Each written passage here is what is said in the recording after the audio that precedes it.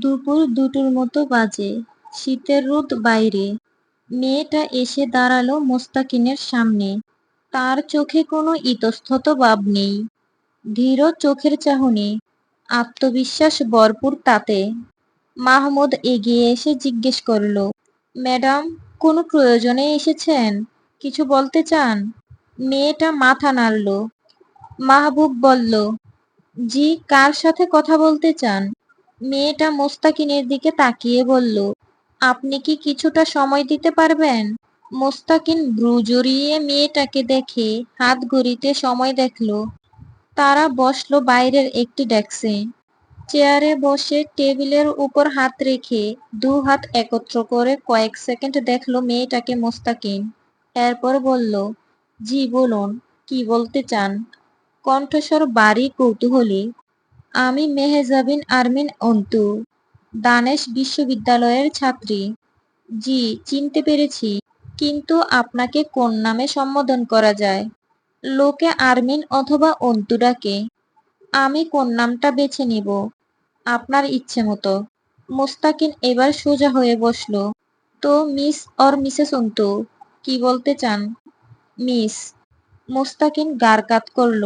অন্তু বলল, আপনাদের team recent যেই কেসে কাজ করছে সেই ব্যাপারে কথা বলার ছিল। মোস্তাকিন সন্তর্পণে কপাল জড়ালো। আপনি কিছু জানেন? আই মিন, কি বলতে চান এই ব্যাপারে? আপনারা কতদূর পৌঁছেছেন? মোস্তাকিন মাথা নাড়ল। দুঃখিত, আমজনতাকে আমাদের তদন্তের ব্যাপারে এভাবে তথ্য দিতে পারি না। তা দিতে পারেন না? তবে তা না জানলে আমি গতিবিধি বুঝবো কি করে? জহুরি চোখে তাকালো মোস্তাকিন। আপনি কিসের গতিবিধির কথা বলছেন? কি জানেন? খোলসা করুন, বুঝতে পারছি না। লাশ আসার পর আখিদের বাড়িতে গিয়েছিলেন? না, যাইনি। অন্তু বলল, আমি ওখান থেকেই আসছি। আবারও নতুন করে গা জেগে উঠেছে বাড়ির। আপনারা কাউকে সন্দেহ করছেন না? রিপোর্ট কি বলছে? সরাসরি এইভাবে একটা মেয়েকে এত দ্বিধাহীন এইসব কথা বলতে শুনে একটু একটু অপ্রস্তুত বোধ করল মোস্তাকিন। কথাগুলো খুব পেশাগতভাবে বলছে অন্তু। মোস্তাকিন চোখ নামিয়ে ভাবুক হয়ে রইল কিছুক্ষণ।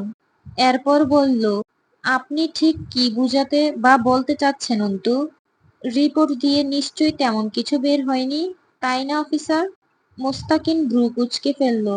অন্তু বলল, আমার প্রথমে জয় এবং হামজার উপর সন্দেহ হয়েছিল। আর এখন? এখন হচ্ছে না? হলে কি হয়েছিল? আর না হলে কেন হচ্ছে না? অন্তু হাসল। ব্যাপারটা এতটাও সরল সহজ নয়। তা আপনিও জানেন অফিসার। এভাবে ধারণার উপর ভিত্তি করে কেস মিলে যাবার মতো কেস নয় এটা।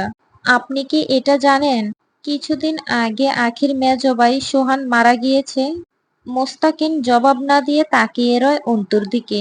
অন্তু বলল, এই ব্যাপারটা নিয়ে ঘাবলা কাজ করছিল আমার ভেতরে।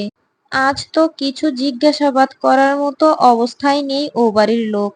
তবে আমার মনে হয় সোহানের মৃত্যুটা স্বাভাবিক ছিল না। ওখানেও কোনো ব্যাপার আছে। মোস্তাকিন হাত দুটো একত্র করে গুটিয়ে থুতনির কাছে নিয়ে এলো। শার্টের উপর দিয়ে তার বাহুর পেশি ফুলে উঠেছে। কবজিতে ঘড়ি। গলার কাছে শার্টের বুতাম খোলা।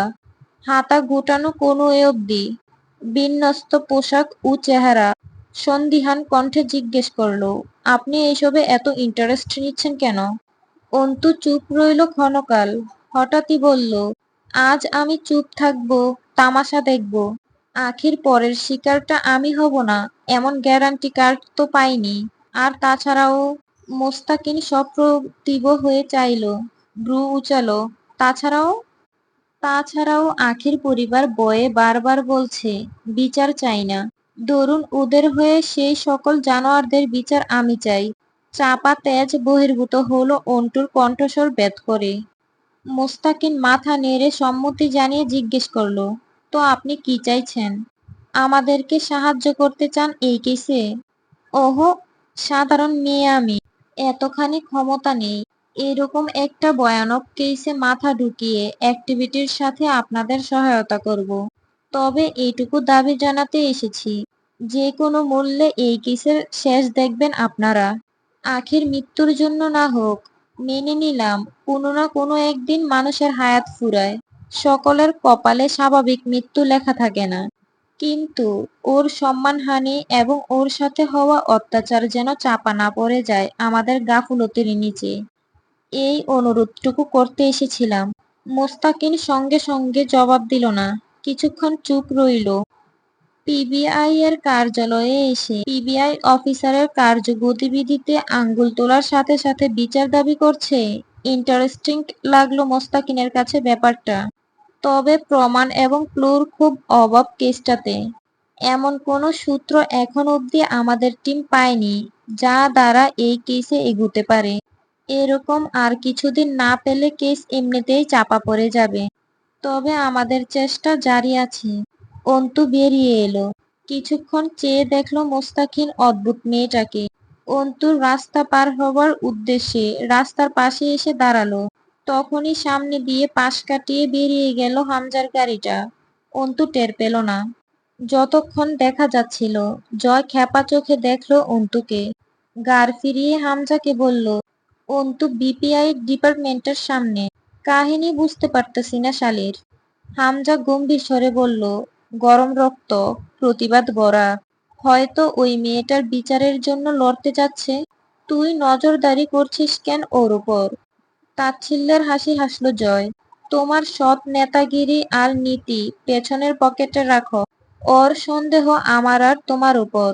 এবারেও কি তোমার নীতি কথা শোনাবে নেতাজি?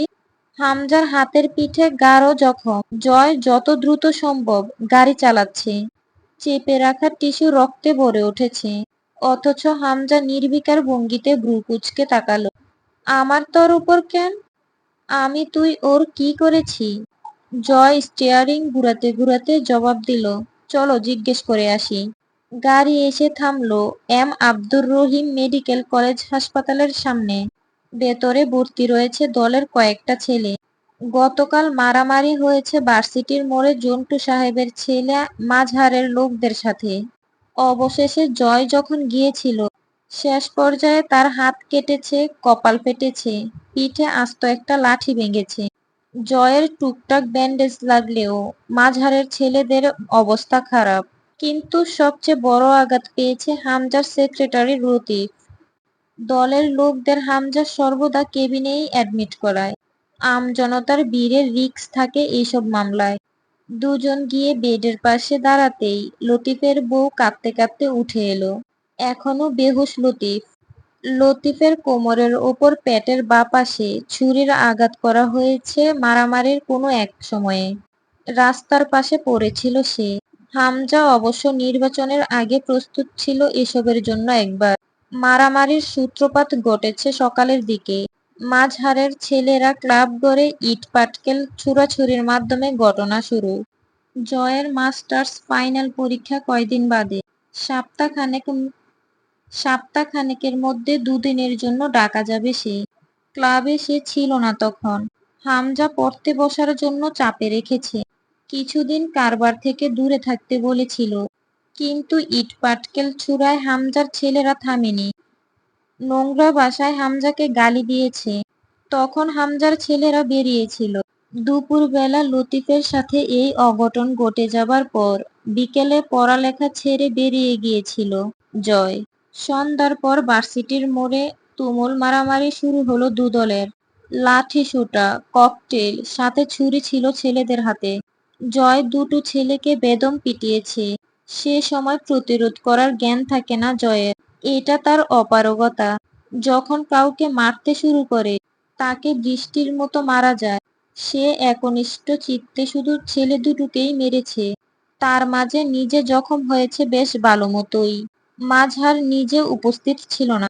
সকালে জয়কে না ডেকেই হামজা পৌঁছে গেছিল পলাশের ডেরায়। দিনাজপুরের নামকরা সন্ত্রাস পলাশ আজগর আর রাজন।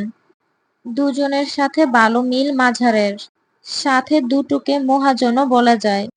কড়া সুদে টাকা ধার দেয় মানুষকে।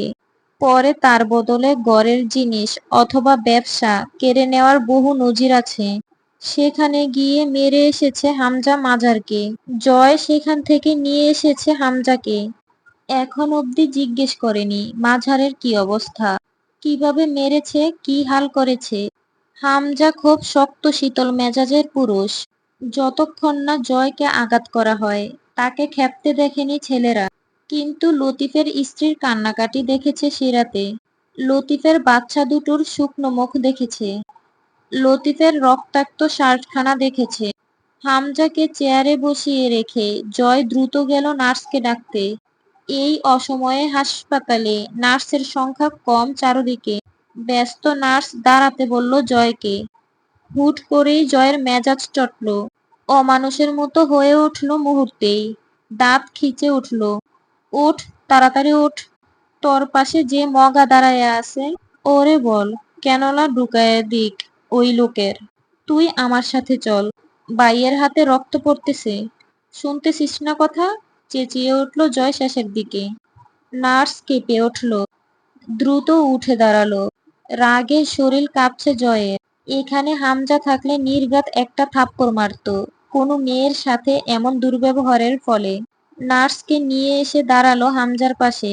আসলে অনেকটা রক্ত বেরিয়ে সাদা পাঞ্জাবি রঙিন হয়ে উঠেছে হামজার। গালের পাশে কালশিটে দাগ দেখা যাচ্ছে। এটা অস্বাভাবিক নয়। নির্বাচনের আগে এমন অঘটন ঘটারই ছিল। জন্টু সাহেব তার ছেলে যে চুপচাপ বসবে না এটা জানা কথা। নার্স ভয়ার্ত গলায় বলল, কিছু ওষুধ আনতে হবে। জয় তাড়া দিল, হ্যাঁ বলেন সিস্টার, কি কি ওষুধ লাগবে? আমি এনে দিচ্ছি, দ্রুত বলেন। নার্স অপ্রস্তুত হলো। কিছুক্ষণ আগে কি ব্যবহার ছিল, এখনই বা আবার সিস্টার বলছে। একটা কাগজে নাম লিখে দিল। জয় কারো হাতে দিল না কাগজখানা, নিজে দৌড়ে বেরিয়ে গেল ওষুধ আনতে। হামজা চেয়ে রইল জয়ের যাবার পথে। নিজের হাতের তালুতে ব্যান্ডেজ জড়ানো, কপালে ব্যান্ডেজ, কোমরে গা। সে ছুটছে বাইয়ের ওষুধ আনতে। হামজা এটাই সবাইকে বুঝাতে পারে না। পুরো পৃথিবীর জন্য জয় আমির জঘন্য একটা নাম, সেও মানে। কিন্তু বিশেষভাবে তার জন্য ওই ছেলেটা বিশেষ।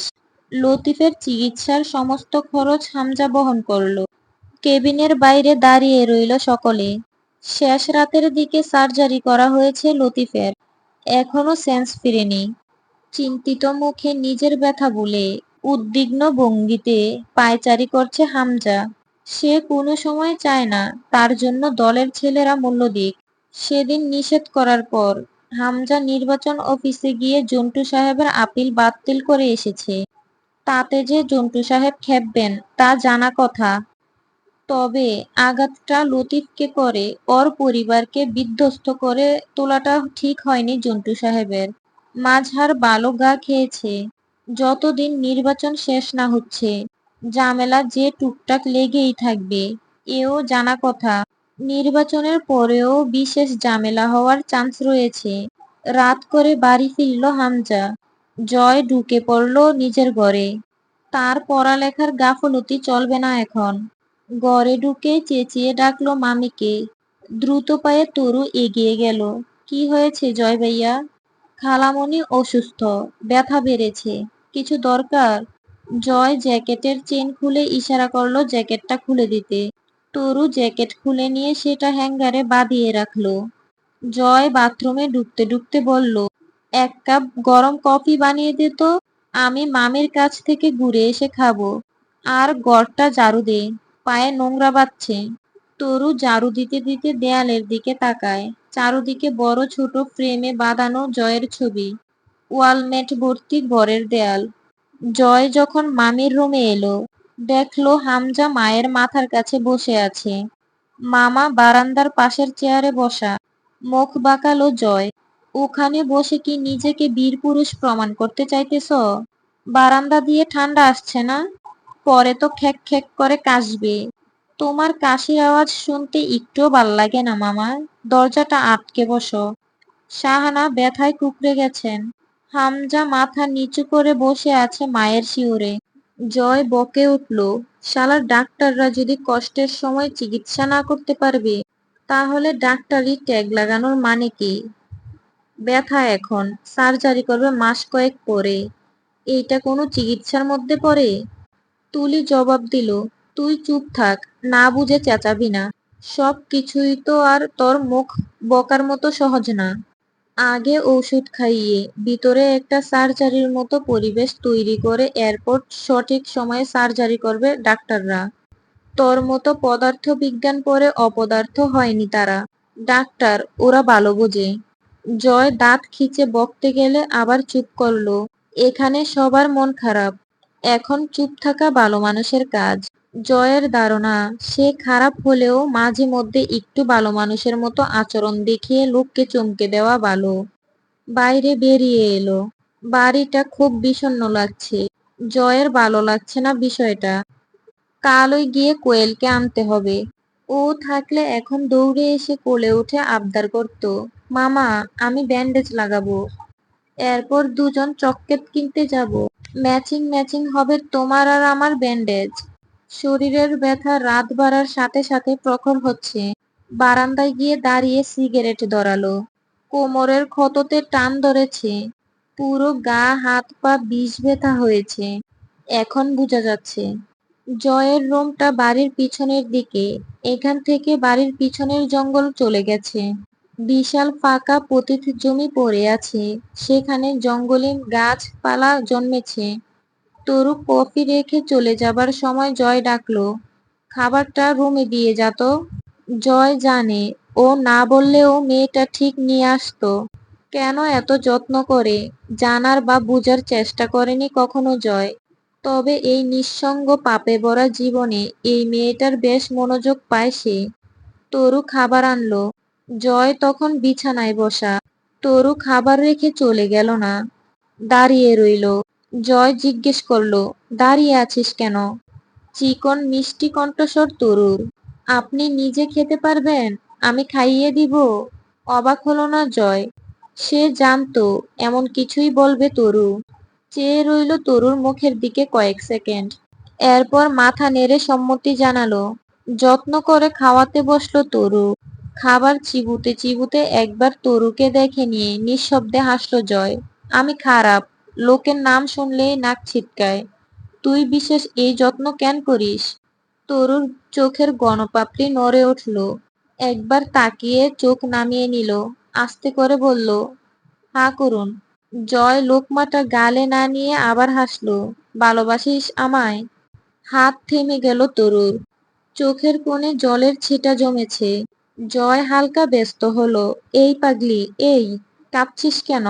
আমি স্বয়ং পাপ, আমাকে ভালোবাসতে নেই। এই জন্য আমিও পাপকেই ভালোবাসি অবশেষে।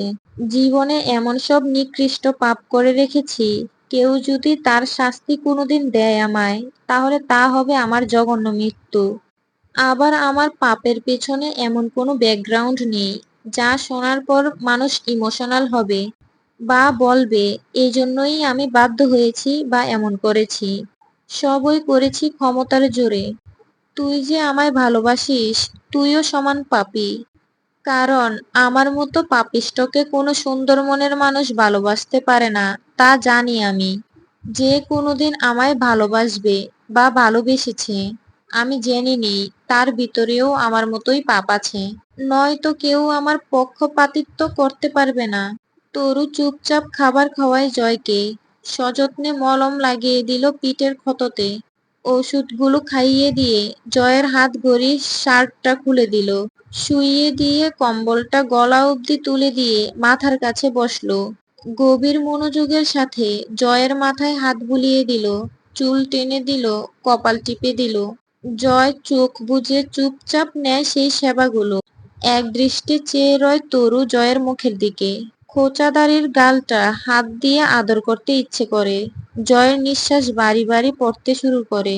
বহুদিন এভাবে পাশেই শুয়ে পড়েছে সে জয়ের। অথচ সকালে উঠে নিজেকে অক্ষত অবস্থায় দেখে জয়ের প্রতি ভালোবাসা বেড়েছে। একটা তাগড়া পুরুষের পাশে রাত কাটিয়ে যখন বোঝা যায় পুরুষটি হাতও লাগায়নি নারীর শরীরে, সেখানে প্রেম জাগার নয়। তরু মানে জয় খারাপ, কিন্তু তার আপেক্ষিকতায় জয়ের খারাপের শিকার হয়নি সে, সুতরাং তার ভালোবাসা জায়েজ। হঠাৎই তরু একটা অকাজ করে বসলো। গাঢ় একটা চুমু খেলো জয়ের কপালে। ফিস ফিস করে বলল, আপনাকে ভালোবেসে যদি পাপ হয় আপনাকে ভালোবেসে আমায় যদি পাপী হতে হয়, তো পাপই ঠিক, আমি সে পাপই করেছি। প্রেমিকা না হয়ে বরং আপনার পাপিষ্ঠা নারীই হয়েছি। তবুও আমি আপনাকেই ভালোবেসেছি। জয়ামের এ কথা অনস্বীকার্য, এ কথা চিরদার্য। জয়ের ঠোঁটের এক কোণ প্রসারিত হয়ে উঠল। অবচেতন কানেই কথাগুলো শুনে ফেলল জয়। তরু আর বসল না, দৌড়ে বেরিয়ে গেল জয়ের রুম থেকে।